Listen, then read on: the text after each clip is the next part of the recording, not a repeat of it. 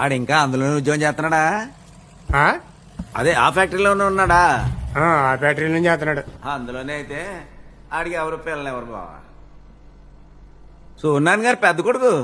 ఆడిన అదృష్టం పగబట్టేసింది బావా.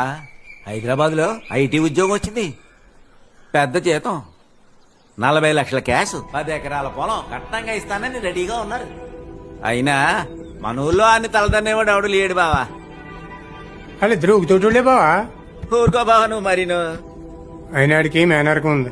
అవునా? అడిగావా? ఏమన్నారు? అది అది బావా మరి.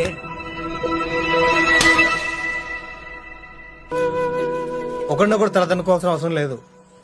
ఎవడు పనాడు చేసుకుంటే అందరి జీతాలు పెరుగుతాయి. రే ఏంట్రా మాటలు? అయినా నారేటెంతో మీరే చెప్తారు మాయ్యా.